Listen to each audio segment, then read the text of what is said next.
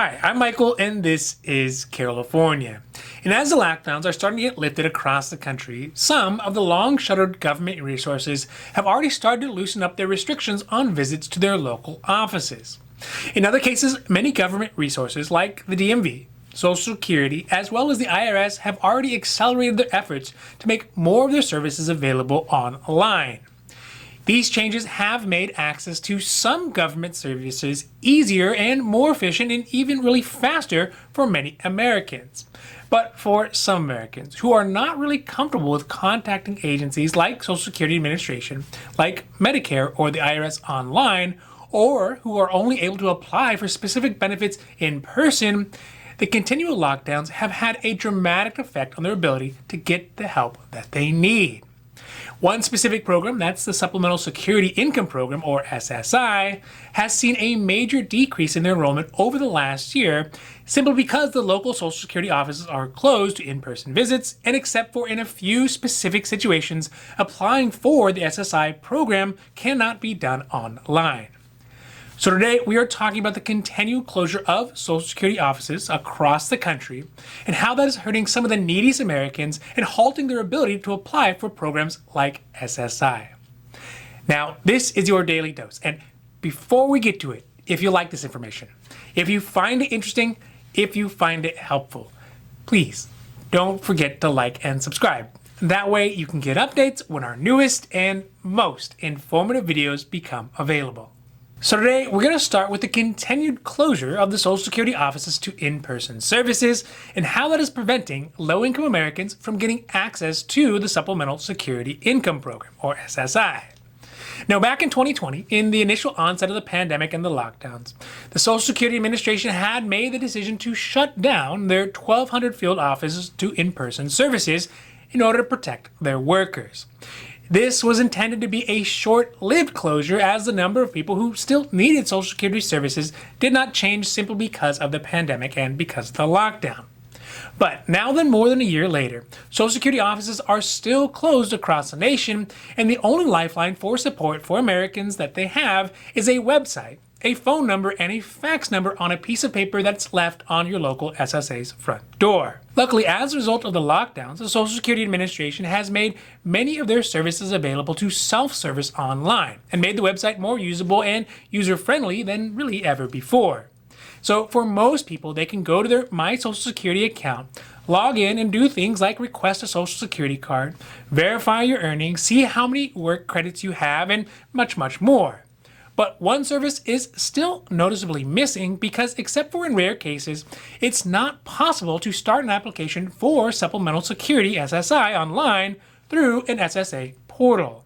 Although SSI applications and services only represent a much smaller population than people seeking services for SSDI, Social Security retirement, survivors, and Medicare services at the Social Security offices, the exclusion of SSI services online and the closure of the in-person offices have made for a huge decrease in the number of applications for SSI over the last year, and really has turned the applying for SSI into a big hurdle for people who may still be eligible to get the extra help that they need.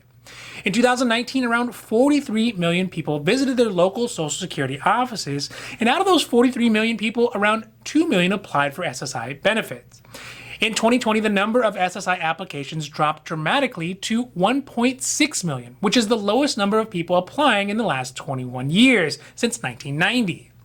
This decrease is obviously not because less people are in dire economic situations, but in part because of the continual barriers that they face trying to apply for SSI when the Social Security offices are still closed.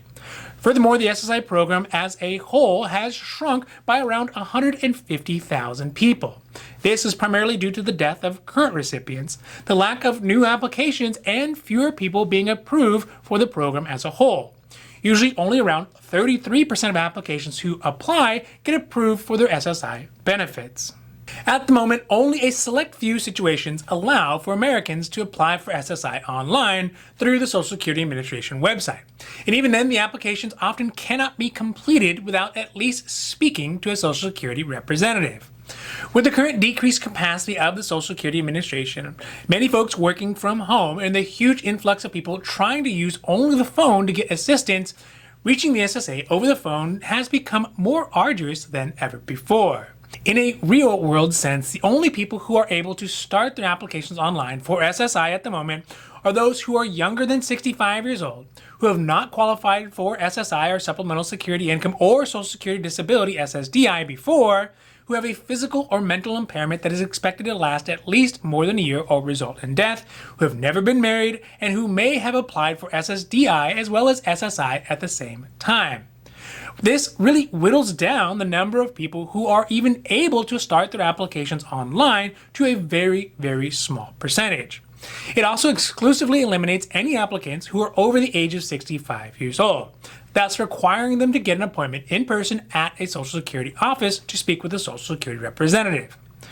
Recently, though, in an attempt to help those who are in the most need of Social Security services, the SSA has opened up their options to their offices for a dire need visit. The SSA defines a dire need as you are without food or shelter, utilities, or Medicare care or coverage, and need to apply to reinstate your benefits, or if you are currently receiving benefits and have an urgent need for payment to meet the expenses of food, shelter, medical treatment, and you cannot receive those payments electronically.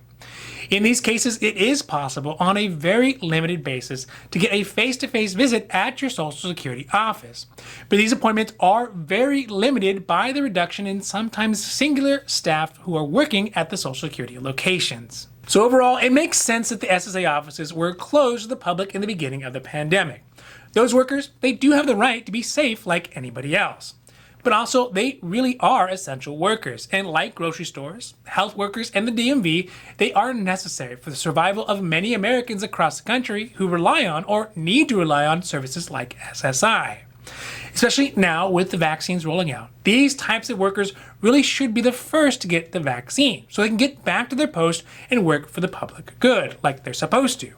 Now, I'm not saying we should just throw open the doors and ignore common sense social distancing, but government services like the Social Security offices shouldn't be shut down as much as they are when there are solutions to make it easier and when there are Americans who are suffering without the help that they need. Now, this has been your Daily Dose, and I hope that you found it interesting or helpful or at least useful. And if you did, please don't forget to like and subscribe. That way you can get updates when our newest and most informative videos become available. So that's it for me, and for California, I'm Michael, wishing you a happy, healthy day.